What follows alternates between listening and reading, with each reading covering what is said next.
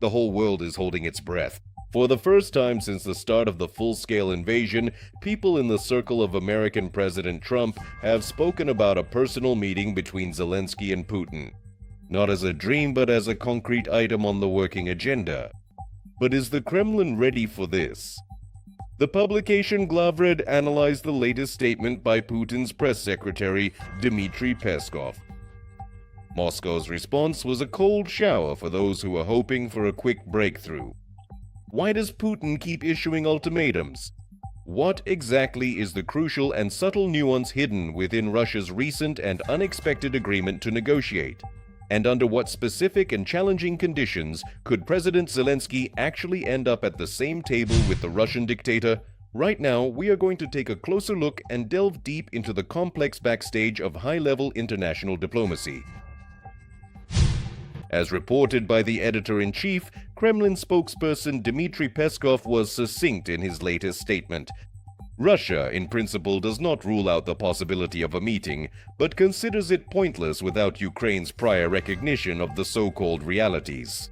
On the ground, perhaps it is worth agreeing here that the three presidents should only meet if it is to finalize agreements or, as the Americans say, a deal.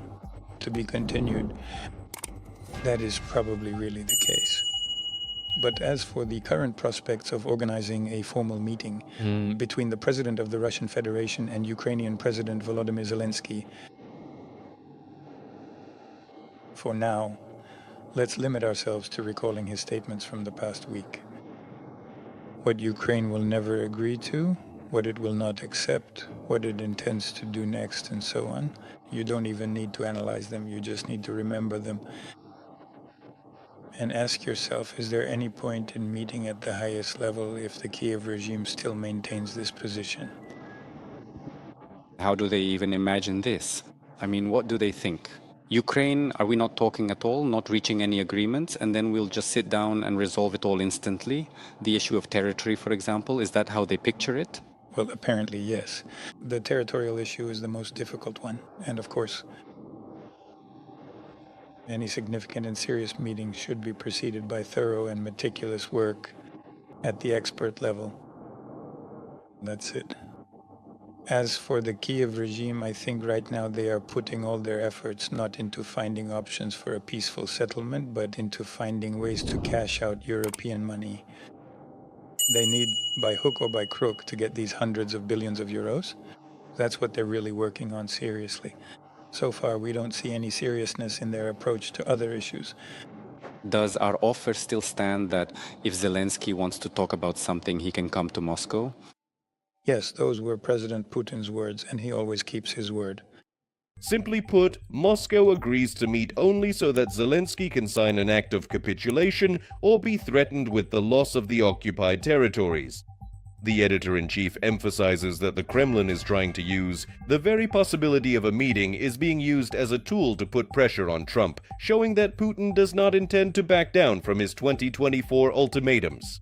An important context for the Kremlin statement. The recent visit of Steve Witkoff, the American diplomat, stated directly that the United States believes in the potential of a meeting between the leaders, where issues of territory and security guarantees will be resolved.